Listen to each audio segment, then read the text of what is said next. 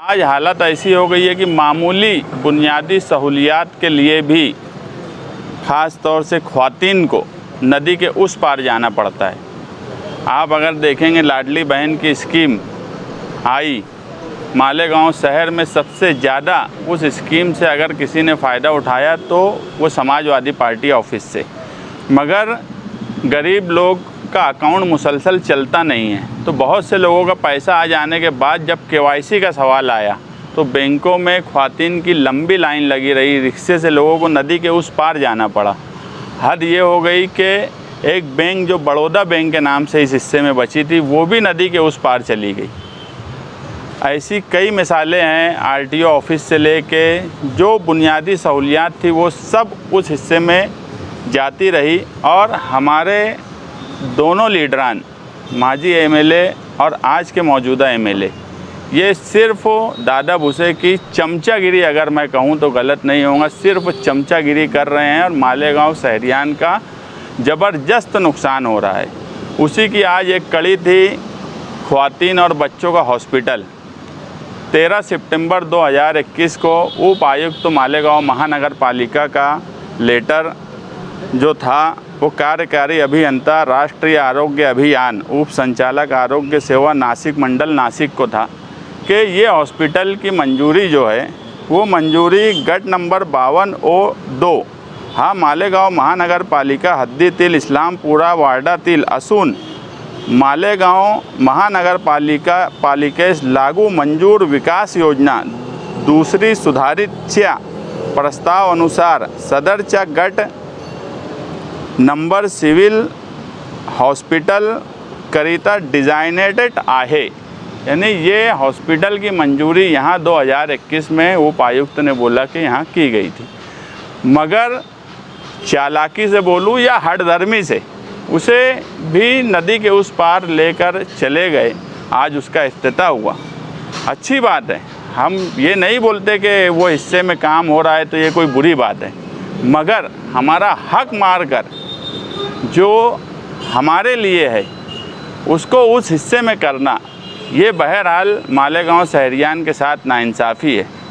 मुझे लगता है कि यहाँ के लीडर जो दोनों हैं उनको ये लगता है कि दादा भूसे जो है वही उनको इलेक्शन जिताएगा। मालेगांव सेंट्रल की आवाम से उनको कोई लेना देना नहीं बचा। ये सडाना हॉस्पिटल की भी अपनी एक तारीख़ है। ये सडाना हॉस्पिटल अपने वक्त में महानगर पालिका का था। साजदा मैडम सदर बल्दिया थी, निहाल साहब जो है उस वक्त एमएलए थे 96 में, तो निहाल साहब ने उसको वापस बंद हो गया था तो शुरू किए। वहाँ डॉक्टर भंडारी, डॉक्टर नवल राय शाह ऐसे लोगों को जिम्मेदारी देकर उस हॉस्पिटल को शुरू किया गया। मगर उस वक्त माजी एमएलए अल्लाह उन्हें जन्नतुल फिरदौस में आला मुकाम दे, शेख रशीद साहब ने उस वक्त उस हॉस्पिटल को सरकार को दे दिया।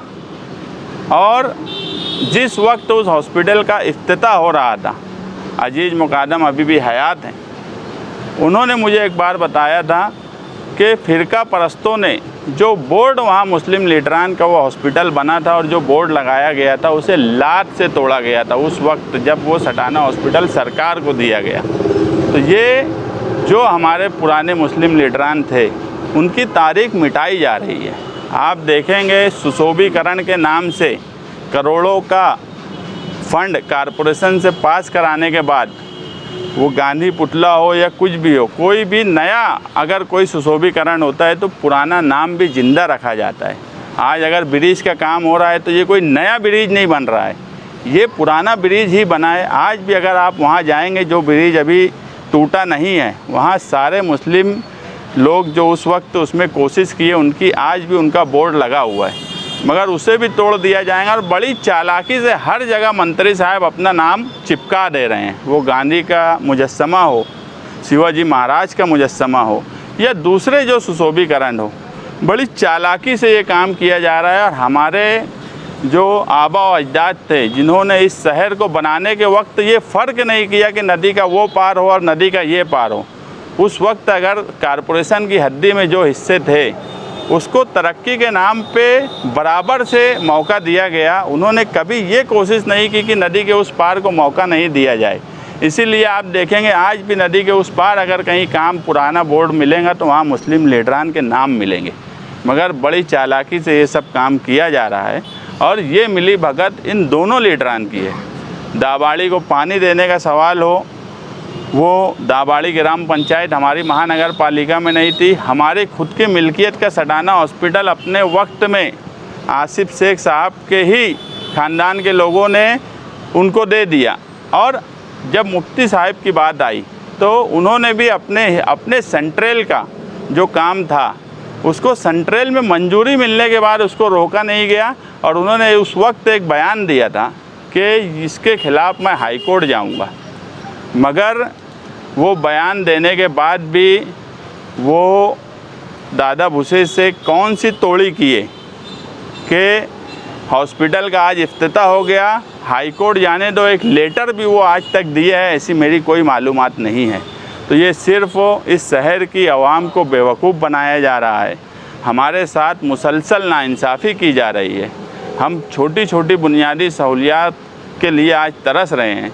तरक्की के नाम पर सिर्फ एक ही बात बोली जाती है कि इतने करोड़ का फ़ंड मैं लाया, उतने करोड़ का फ़ंड लाया, अभी फ़ंड आने वाला है। और शहर आज भी खंडर बना हुआ है। बारिश जब हुई, मीडिया से लेके पूरे शहर ने देखा कि जो तरक्की का नारा लगाए थे और जो ये बोलते कि हम बड़ा शहर को सजा दिए हैं, वो शहर आपके सामने है।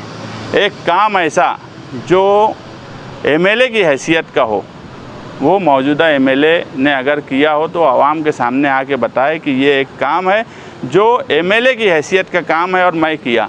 ये तो ऐसा हो गया कि जो प्रशासन ने जो मंजूरी हमारे हिस्से में हॉस्पिटल की दी थी, और वो हॉस्पिटल आज सिविल हॉस्पिटल में कहीं ना कहीं बड़ी तादाद में ख़वातीन और बच्चे जाते हैं, क्योंकि वाडिया हॉस्पिटल अली अकबर हॉस्पिटल आज उसका काम चल रहा है, एक ही हॉस्पिटल बचा है।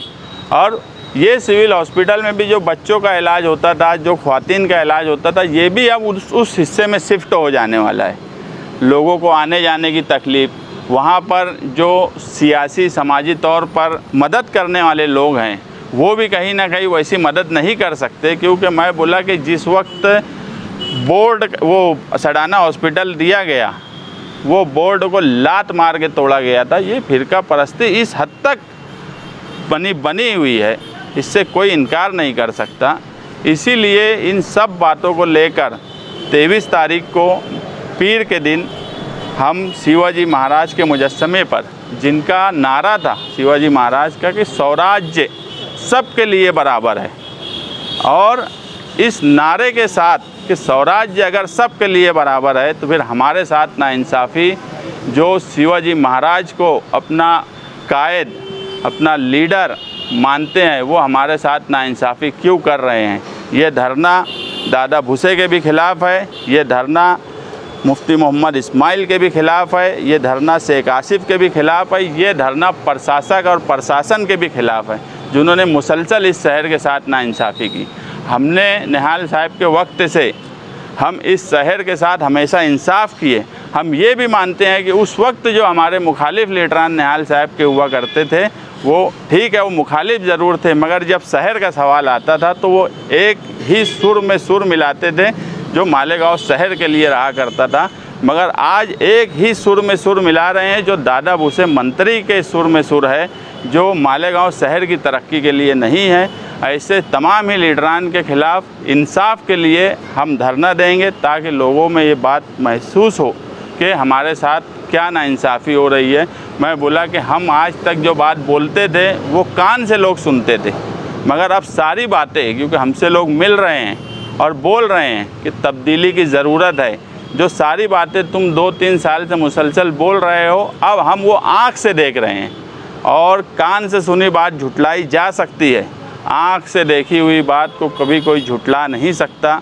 इसलिए आप आँख से देखो कि ये शहर 2 हिस्से में कैसे तकसीम हो गया। तरक्की के नाम पे एक हिस्सा किस तरह से तरक्की कर रहा है, हमारा करोड़ों का बजट जा रहा है, हमारी मामूली बुनियादी सहूलियात जो गरीब आवाम के लिए है। यहाँ तक कि इस शहर में अगर कोई बोलेगा कि मज़दूर कहाँ रहता है, वो बांध काम मज़दूर हो या कोई मज़दूर हो, तो बड़ी तादाद मज़दूरों की कुसुम्बा रोड और मालेगांव शहर के सेंट्रल के हिस्से में है। मगर जब मज़दूरों के लिए गवर्नमेंट ने सहूलियात का ऐलान की और उनको कुछ बर्तन भांडा देने की बात की, तो वो ऑफिस भी बना है हाईवे पर, जहाँ पर यहाँ के मुस्लिम बांध काम के मज़दूर अगर जाते हैं तो रात से नंबर लगाने के बाद भी उनका नंबर सुबह तक नहीं आता।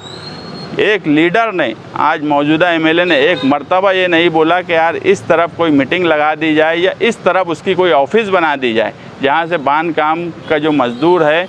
बोलने का मेरा मतलब ये है कि ये छोटी छोटी बातें हैं, मगर ये सब बातें लोगों पर असर कर रही है। लोगों की जो ज़िंदगी है उस पर इसका ज़बरदस्त असर हो रहा है। इन सब के ख़िलाफ़ हम इंसाफ के लिए शिवाजी महाराज के मुजस्समे पे बैठने वाले हैं। आज हमारे साथ हमारे शकील खलीफा साहब बैठे हैं, जो नयापुरे के सनती मशहूर सनती घराने से वाबस्ता हैं। तीसरा महाज से इनकी बीवी चुन के आई, शहर में इनका नाम है। हम एक इलेक्शनी कमेटी बना रहे हैं जो इलेक्शन भी लड़ेंगी मगर इस शहर के लिए इंसाफ भी मांगेंगी। आज हम उनको इलेक्शनी कमेटी में लेंगे और हम चाहते हैं कि शान हिंद इलेक्शनी कमेटी में शान हिंद समाजवादी की उम्मीदवार होने वाली है और कहीं ना कहीं मुमकिन है कि वो इंडिया अलायंस की उम्मीदवार हो। तो ऐसे हालात में शहरियान हमारे साथ जुड़ रहे हैं और जब शकील भाई जैसे लोग हमारे साथ जुड़ रहे हैं, नयापुरे की एक मशहूर शख्सियत, तो हमको ये बात महसूस हो रही है कि ये सब जो हो रहा है इसके ख़िलाफ़ ये शहर अपना जब वक्त आएगा तो एक बदलाव की लहर बनेगी और वो बदलाव जो है ये शहर देखेगा कि शहर बदलाव चाहता है और शहर एक ऐसी क़यादत चाहता है जो इस शहर की तरक्की के साथ साथ इस शहर को इंसाफ भी दे। हम पहले ही बोले कि हम उस हिस्से के साथ भी नाइंसाफ़ी नहीं करेंगे, मगर हमारे साथ जो नाइंसाफ़ी हो रही है ऐसी क़यादत की ज़रूरत है। 25 साल से जो मर्द लीडरान थे उन्होंने दादा भूसे के सामने जो बुज़दिली का मुजाहरा किया, जो चापलूसी का मुजाहरा किया, मुझे और पार्टी को पूरी उम्मीद है कि एक खातून इस शहर की जब क़यादत करेंगी तो वो दादा भूसे के सामने चापलूसी नहीं करेंगी। दादा भूसे जैसे आदमी के सामने किसी तरीके से झुकेंगी नहीं, वो मालेगांव शहरियान के लिए डट कर खड़ी रहेंगी। इसलिए आज जो है मुसलसल इन लोगों की, हाँ मैरून आपा भी बैठी हैं हमारे, मुसलसल ख़वातीन में इनकी मीटिंग हो रही है और आज ख़वातीन का भी कहीं ना कहीं ये मामला सामने आ रहा है कि सबसे ज़्यादा अगर इस नाइंसाफ़ी से किसी को तकलीफ़ हो रही है तो वो इस शहर की ख़वातीन हैं, जिन्हें मुसलसल रिक्शा कर के नदी के उस पार जाना पड़ता है अपने मामूली काम के लिए। ये एहसास उन्हें हो रहा है और हमें उम्मीद है कि एक खातून जो है वही एक लड़की जो है वो इनके साथ इंसाफ करेंगी और डट कर इस शहर के लिए, इस शहर की आवाम के लिए खड़ी रहेंगी। हॉस्पिटल तो उधर अभी चला गया, चालू हो गया, तो हॉस्पिटल जब भी उधर जा रहा था तो ये आवाज़ जब भी अगर होती तो देखो, मैं इसमें बोला कि आज मौजूदा एमएलए की जिम्मेदारी थी, उन्होंने बोला कि मैं हाई कोर्ट जाऊँगा, तो हम भी देख रहे हैं ना कि कौन क्या कर रहा है। उनकी जिम्मेदारी थी, वो एमएलए है। अभी मैं बोलूँ केवाईसी के ताल्लुक़ से, केवाईसी बैंकों में जितनी बैंक है सब जगह ख़वातीन जा रही है। आप लोगों को भी फ़ोन आ रहा होगा, मुझे मालूम है, मुझे बोला भी जाता कि हम मीडिया वाले को फ़ोन करें, वो इखलाक भाई को भी फ़ोन करे, हमारे ऐसे परेशानी है, ये है, पंखा बंद कर दे रहे बैंक वाले, एसी बंद कर दे रहे बैंक वाले कि लोग जल्दी से भाग जाएं। दादा भूसे मंत्री है, ऑफिशियल उनके पास एक ओहदा है। उन्होंने क्या किया कि अपने ऑफिस पर प्राण को बुलाया, बैंक के मैनेजर को बुलाया, एक ऑफिशियल मीटिंग ली और जगह पे 2 दिन में सबकी केवाईसी करवा दिए। ये काम हम नहीं कर सकते, हम आज एमएलए नहीं है, जिसकी जो जिम्मेदारी है ये काम उसी का है। ऑफिशियल मीटिंग, दक्षता कमेटी, अरे जो आदमी दक्षता कमेटी और उसका अध्यक्ष नहीं बन पाया इस शहर में, आप देखेंगे कि पिछले सालों से नहीं, आसिफ शेख के टाइम भी आसिफ शेख दक्षता कमेटी का चेयरमैन नहीं था, मुफ्ती साहब भी उसके चेयरमैन नहीं है। बोलने का मतलब ये है कि कुछ काम जो है ये तो जो ओहदा मिला है ये उसकी जिम्मेदारी है, उसके पास उसके पावर्स हैं, वो पावर्स है हमारे पास नहीं है। और मैं पहले ही बोला कि मैं मुसलसल 1-1.5 साल से मैं बदउनवानी और ये सब के ख़िलाफ़ जो लड़ाई लड़ता था वो नहीं लड़ रहा हूँ जानबूझ के।